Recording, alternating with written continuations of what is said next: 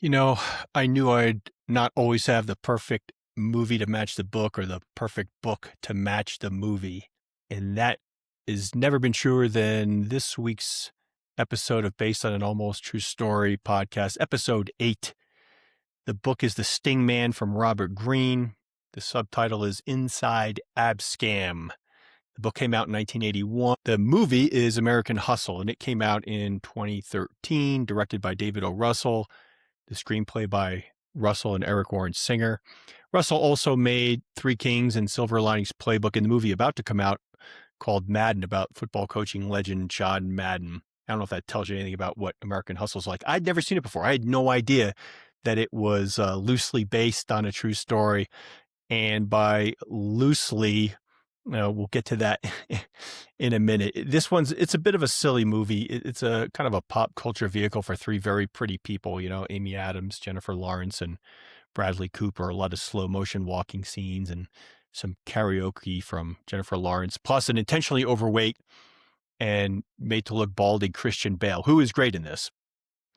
But in the opening credits of the movie, where it would normally say based on a true story, it actually says some of this actually happened, which is a very honest portrayal of the film relative to history. I won't spend a lot of time comparing the movie to reality. In fact, the movie doesn't even use the real life characters' names in the movie. And the characters, some of them are so different, it's difficult to definitively say who the character in the movie is supposed to be in real life, except for four main characters. The star of the story, played by Christian Bale, whose character in the movie is called Irving Rosenfeld, is based on the real life character Mel Weinberg. Jennifer Lawrence's character represents Mel's real life wife. Amy Adams plays Mel's girlfriend on the side. And Jeremy Renner plays the real life mayor of Camden, New Jersey, Angelo Ericetti, who was renamed Carmine Polito for the movie. Okay, so Ericetti was mayor and state representative in New Jersey. Nice work if you can get it. But he's very connected. That's his role. And this is very much what, unfortunately, politics was like in that area of the world in the 70s and probably since the early 50s. Bradley Cooper plays the FBI handler for Mel. His name is Richie DeMasso in the movie. This is the one character that doesn't really exist anything close to this form. I've read some reviews that say he's the combination of two or three FBI agents, but I don't see it that way. There are a lot of FBI agents involved, and the tension they show between some of the agents running the sting and the higher ups, usually over money to make it look like they're real, professional scammers. That was true, but this character doesn't line up with any of the real agents. No FBI agent was fooling around with Mel's girlfriend as is portrayed in the movie between Bradley Cooper and Amy Adams. No FBI agent beat his boss up with a phone as Bradley Cooper did to Louis C.K. in the movie. In fact, the wife and girlfriend were not involved at all in the sting operation once the FBI had Mel by the short and curlies and made Mel work for the feds. The most prominent role of the women in the story that was accurately portrayed in the movie, is just that Mel asked the Fed in return for his support, they would protect his wife, real name Marie, who was answering phones for him early on, and the girlfriend, real name Diane, who did actually get used as kind of a prop to give the impression he was a high roller. She was attractive and she'd get dolled up, and he took her out to impress potential marks. But that, again, that was before he started working for the feds in Abscam. So, side note, the girlfriend Diane was British by birth. And in the movie, Amy Adams puts on a fake name and accent pretending she's British. I don't know why the change, just another layer of fakery for the story, I guess, since it was all about deception. It's funny, I did some background digging after reading the book and watching the movie, and the actors improvised a lot. So much so, Christian Bale supposedly said to the director at one point, "You're going to have to modify the script downstream because the things we're doing and saying now, it's changing the story arc." And the director doesn't care. He's like, I make movies about characters, not stories. So there you go for the based on an almost true story part of this episode. Okay, let's jump back into the book and the real story. And it's almost like a shame because the real story is unbelievable in and of itself. And they could have told it relatively straight, I think, and made it pretty interesting. But anyway, the movie opens with a brief background of Mel Weinberg's, aka Irving's, in the movie. his backstory growing up in the Bronx. One of the earliest scams was in the family glass business. He was going around breaking windows, and then the owner files for insurance, and then Mel sells them new glass. He was so aggressive with this scam that he drove an insurance company literally into bankruptcy.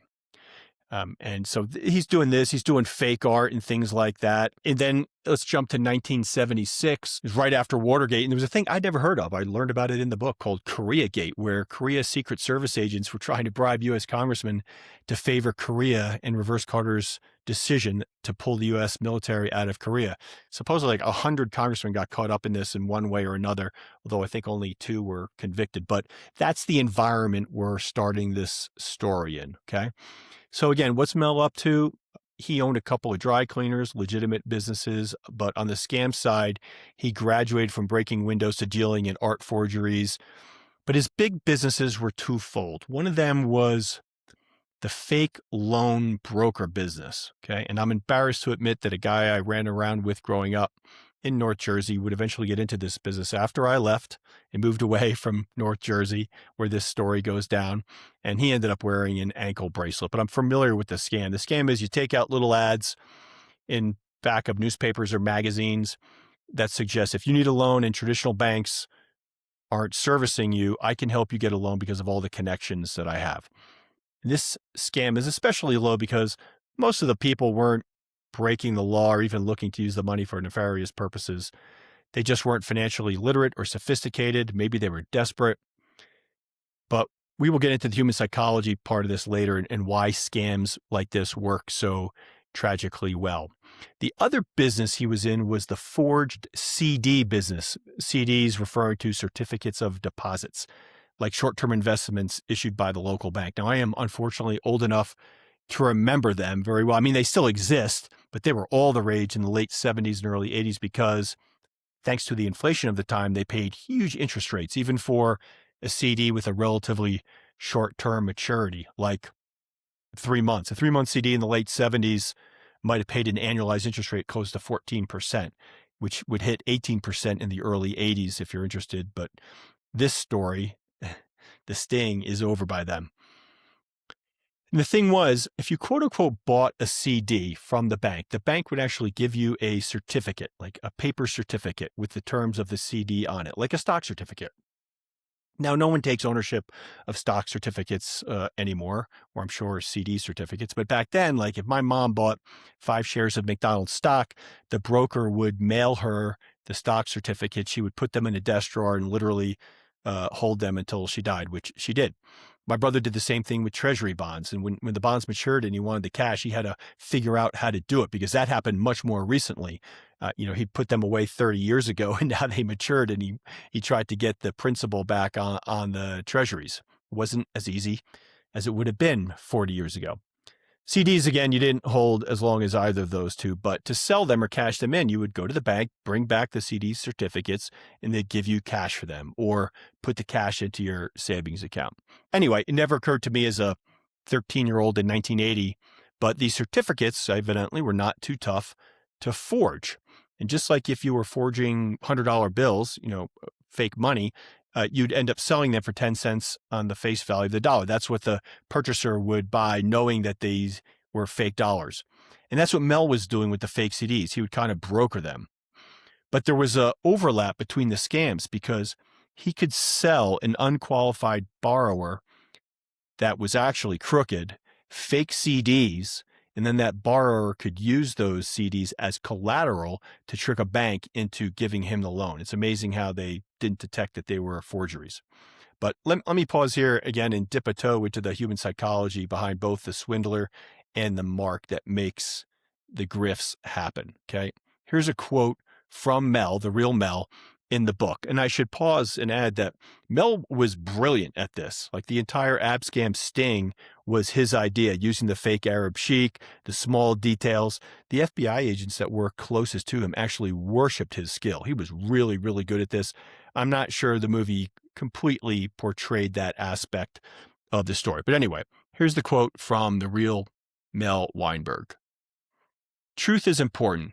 I learned from an old con man, never lie when you don't have to. The more truth in your story, the more convincing it is. Most scams are 90% truth and 10% lie. You have to try to put yourself into the position and then believe it so much that you feel you're telling the truth. I believe that before you sell a deal, you have to live the deal. You have to believe in it, because if you don't believe in it, you can't sell it. Now, as to hope, that's another important thing. A guy's in a jam and he comes to me for money. Under my breath, I might say, fuck you. But I don't say that, because when a guy's in a jam and looking for money, it's my philosophy to give hope. If you say you can't do nothing, you're killing his hope. Everybody has to have hope. That's why most people don't turn us into the cops. They keep hoping we're for real. That's an incredible insight into human psychology. The longer you believe something, the more you believe it, the less likely it is your belief is going to be shaken. And the more desperate you get, the more you have to believe, right? Here's a personal anecdote. It's an okay analog. I've lived with chronic pain for 30 years of various kinds, and as it's gotten worse, and I've fully come to appreciate that at some point you will believe in anything if modern medicine has failed you, just to make the pain go away. I fell for a scam on social media involving my tinnitus. Okay. I've got 90% high frequency hearing loss in my left ear. And on top of it, just brutal ringing. 8 years ago, it started off low and intermittent, and it's now 24/7, and it's loud, and it's mind numbing, can make you insane. So one day I'm on Instagram and a reel pops up, an ad with Keanu Reeves talking about how this little squirt bottle of snake oil cured his tinnitus. It was AI Keanu Reeves, just to jump ahead. But to me, it's freaking Keanu Reeves, right? The nicest human in Hollywood, if not the world. He wouldn't be involved in a scam. So before the video is even finished, I've clicked on the link and put in my credit card. Now the algorithm goes to work and actually screws itself over, because instantly, as soon as I finish that purchase, I start getting celebrity endorsements from every freaking actor in Hollywood promoting a tinnitus solution. And I knew instantly I'd been taken. Now, it was $65, not the end of the world. It's pretty embarrassing to admit, but it's a humbling personal story about the combination of hope and desperation. And that's really behind the magic of these scams and why they work. And you might hear some of these and go, oh, who would buy off on that? Well, someone who needs hope and someone who's a little bit desperate, right? And they're being sold by someone as skilled as Mel Weinberg. But anyway, Mel rents an office. He gives his business a fancy name like London Investors, and he developed relationships with small banks, fake banks, you name it, in Europe, in case one of his customers actually tried to make a call and verify he was real. Sometimes it would go to the bank. Sometimes it would go to Mel's other number, and he would muffle his voice and just be the banker on the other side going, oh yeah, I love Mel Weinberg. I love London Investors. We do a lot of work with them. And surprisingly, that was enough. But anyway, he's killing it. He's busy, but he's also spending every penny he makes. He's supporting the wife, who's got an adopted son that he shares and loves. He's supporting the girlfriend. He's trying to keep up the image of being a high-rolling banker, a wheeler dealer of sorts. And he's also reaching out and developing a network of middlemen that bring him deals, and he gives them a cut. Now, they're also scammers. They're just in the middle. They're supplying deal flow, right? So he's crazy busy. Now, the most uncomfortable part of the grift for me that I couldn't live with, besides being a crook, of course, is what's called the stall. Now, someone gives Mel $5,000 to get a $50,000 loan, right? Well, he's going to check in once in a while and ask, how's that loan going? You said it would be in by now, blah, blah, blah. And Mel doesn't run and hide. He answers the phone. And he has to keep coming up with excuses, right? And amazingly, the marks are just getting more desperate over time, so they keep believing it's going to happen, dismissing the disconfirming information that they've been taken. Basically, they've been swindled. It's called confirmation bias, right? You just hear what you want to hear and ignore anything that contradicts your beliefs. You don't want that to shake. That's what you're kind of built on. So Mel's even down in South America at one point, building a separate network of middlemen down there, and he's just going crazy. And then he gets caught by the FBI in 1977. And it was the advance fee loan business that caught the eye of the feds.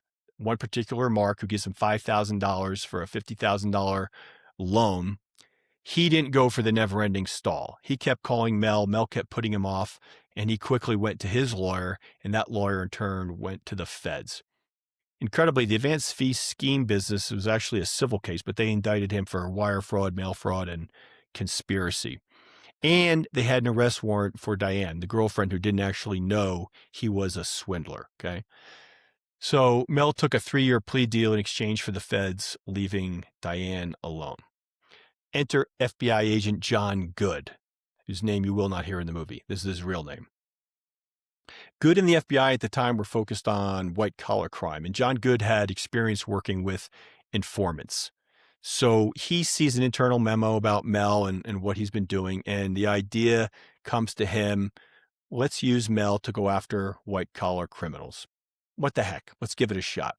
That was the original plan. It had nothing to do with politicians initially, just white-collar crime, just like the advanced fee scam or forging CDs, just more of that, okay? So Good assigns 2 agents, Fuller and McCarthy, to work with Mel. He has good relationship with one of them, not so good with the other. But either way, Mel's the one who came up with the fake rich Arab sheik with money to invest idea. He developed it right before he got pinched. And when they came to him and wanted him to work more on getting white-collar criminals, he developed it further. And that's what would become Abscam. And he names the fake company Abdul Enterprises. And again, Abscam is the AB from Abdul and the word scam. It's important to talk now about what a sting operation is, because Mel was running a sting for the FBI, and later the congressional marks that got taken in were using entrapment as a defense. So let's differentiate, right? A sting is like a fishing expedition, right? Mel was offering the opportunity to make money through a crime, but not forcing anyone to commit the crime, because that would be entrapment. The mark is willing to commit the crime, but they can't be coerced. Okay. So now go back to the fact he's gathering middlemen, and there's a guy named Bill Rosenberg that enters the picture. And Bill and others still believe Mel is just a great crook and not working with the feds or anything. And Mel wants to see deal flow. Guys like Rosenberg are willing to give it to him. He was the first one, though, that started bringing in politicians that he believed were crooked and would take money. So this is a whole new game. The FBI can't believe it. One politician is the mayor of Camden, New Jersey, Ericetti, who's played by Jeremy Renner once again and named Carmine Polito in the movie. Ericetti then ends up playing middleman himself because he knows everybody, right? He's both a mayor and a state congressman, right? And he's bringing in state congressmen, actually federal, like House of Representatives congressmen, who he thinks will take money for the favor of helping with either casino licensing, that was a big part of it, or there's a whole new racket for Mel and Abscam here, as you'll see in a second. So the first senator they bring in, I think, is Senator Harrison Williams, who uses a frontman named Alex Feinberg. And one of the tricks with this thing is you have to have the mark on tape saying that they will provide X favor for Y dollars, and then they have to physically, personally take the money. And this was a recurring challenge for Abscam because they need to get around the frontman who would show up at the meetings and want to take the money for the senator. They weren't actively stupid until they were, because that former wouldn't work in court. So you saw that in the movie the first time they tried to pay off Ericetti, Renner's character, the mayor of Camden, and the FBI agent slides the briefcase towards Renner along the floor in the hotel room. He's like, what the fuck? And he walks out. Okay. Senator Williams gets pitched an interest in a titanium mine in Virginia. You can't make this up, just pure greed. And they have no problem getting, after a few workarounds, to get him to take the money. Sidebar, the majority of the marks were Democratic politicians in New Jersey and Philadelphia, notoriously mob connected since the late 40s. And as a consequence, the mob moved at will in New Jersey for a very long time, obviously right up and through and including Abscam. There was a big Democratic fundraiser named George Katz. He was involved in the titanium mine deal, and Ericetti gave Katz a Camden garbage contract for his efforts, including Katz loaning Ericetti $20,000. And you ask a lot of these folks, and they'll just say, this is just the way business was done, you know? And another sidebar from the movie portrays Renner's character as just a regular guy trying to do the best by the people of Camden, New Jersey. But he was as crooked as they come. And again, in 70s New Jersey, they would have all told you this is just business. And it had actually been going on for a lot longer than that. They just got caught. Now, I'm sorry, I just threw out a bunch of names that don't appear in the movie, and I admit between the grifters, the informants, the targets, or the marks, even while I'm reading the book, it's tough to keep straight who's who and who's working what angle. But the best I could tell, they were all crooked. they all thought Mel was crooked, and none of them figured him working for the feds. Okay.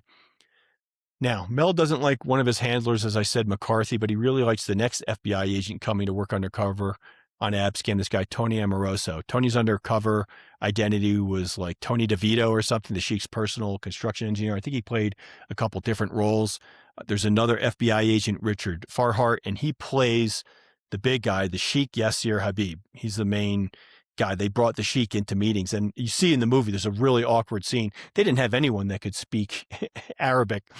And so it was such a huge risk. I don't know if the scene with the mobster played by De Niro in the movie is accurate. It doesn't make sense because he nails the Sheik as being fake, and I think they would have killed them all right there if that was true. But anyway, if you saw some of the black and white photos in the book, these guys dressed up as a Sheik or whatever, they look so cheesy, you can't believe that anyone fell for it, you know, which is why I think just playing the movie straight would have been entertaining as hell. But there was a lot of crazy stuff in the book. Like there was a fake yacht party with the Sheiks and all the marks down in Florida. That opened up the whole Florida market for Abscam. And now Mel is working with the New Jersey FBI as well as the Florida office. So he's crazy busy. And I'll stop listing all the FBI agents' names. It just gets confusing. I apologize. But now, remember when I talked about the stall technique on the loan scam? Mel would read the paper every day, and he was very creative. He saw something in the news about the Iran hostage crisis. Again, so put this in historical context. That was going on. So he starts using that as an excuse for why the Sheik's money was not arriving, right? Oh, it's just a holdup. You've seen it. And they would. Oh, yeah, I saw that in the news. And they would buy off on that, and they become more patient for a little while. Just brilliant, right? Now, Ericetti from Camden, New Jersey, he delivers another congressman, Michael Myers of Philadelphia. He takes a $50,000 bribe, ends up getting convicted. He's expelled from Congress, does 3 years. And when he gets out, he starts a consulting business and ended up pleading guilty to stuffing ballot boxes from 2014 to 2018. So pretty recent. And he got another 2.5 years. And this guy was in the U.S. House of Representatives, right? You cannot make this up. Ericetti, he then delivers Raymond Lederer, another member of the House who took a bribe. He was caught on tape, sentenced to 3 years. And wait for it, he got out and was reelected. You know, America. He was eventually expelled, though, by the other members of Congress. But before he gets indicted, he brings in Representative Rodino of Newark, Talmadge of Georgia, who didn't get convicted in Abscam, but was caught for other financial misconduct. And this is going somewhere, I promise. But one more. Do you remember John Murtha from the Charlie Wilson's War episode? He was the congressman from Pennsylvania who didn't actually take the bribe, saying maybe later, right? And then he ended up testifying against Frank Thomas of New Jersey and John Murphy of New York. And what he was offering was what a lot of them were offering. If it didn't have to do with casino licensing, it was U.S. residency for the Sheik. Now, don't forget, it was a sting, not entrapment, but they still had to create an offer that was illegal in exchange for the $50,000 payment, which just came to be kind of a standard number. So the angle was the Sheik is not safe in the Emirates anymore. So if you want his money, you want to do business with him, you want him to invest in your district, you have to help him get residency in the U.S. And here's $50,000 for doing so. And they would say, no problem, we can help with that, right? So Charlie Wilson, if you remember, he was put on the ethics committee after Murtha was caught up in this sting, basically to get him off. Tip O'Neill arranged it, the Speaker of the House, who almost got caught in this, by the way, as did the legendary basketball player and Senator Bill Bradley from Princeton. But they didn't come that close, but they tried to get him. So anyway, Murtha got off and was reelected like 100 times. So there you go. That's the setup. Let's talk about where I think this resonates to today's environment. It's basically about campaign finance in the United States today, right? And specifically the dismantling of campaign finance regulation by the Roberts Court. Because what might have once been illegal might now be legal or just completely unnecessary, right? That's the connective tissue here for me to tell this story today and explain why I think it's still relevant. There's a bunch of cases. I think the Roberts Court's been in existence since 2005. I won't go over all of them, but some big ones. 2007 was FEC versus Wisconsin, right to life.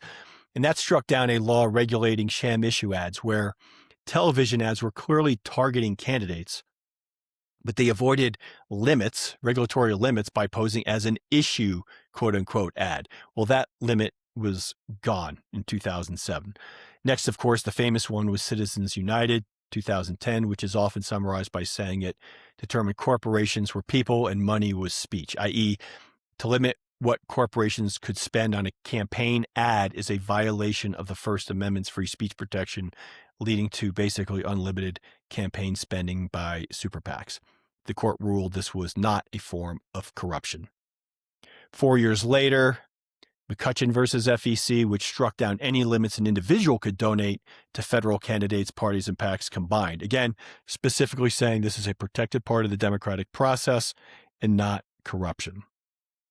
Again, there are more in the middle, but the latest and my favorite is Snyder versus the United States in 2024, which held that the federal bribery statute only covered quid pro quo exchanges, not post-action gratuities, i.e. tips or gifts. So what that means is if I promise a politician a free hunting trip in exchange for a vote favorable to me, but don't pay for the hunting trip until after the vote, it's no longer a bribe. It's a tip. It's a gratuity, and that's not illegal. Sweet. So anyway, these convicted congressmen, if they were alive today, they would have been kicking themselves at how easy it is now to buy influence in favor, or in their case, to sell it, right? Just ask Supreme Court Justice Clarence Thomas. But in conclusion, Mel and the FBI towards the end could have kept going. They got 6 congressmen and 1 senator convicted, 1 member of the New Jersey State Senate, members of the Philadelphia City Council, Ericetti, mayor of Camden, went down. Congressman Kelly's conviction was overturned due to entrapment claims, but everyone else went down.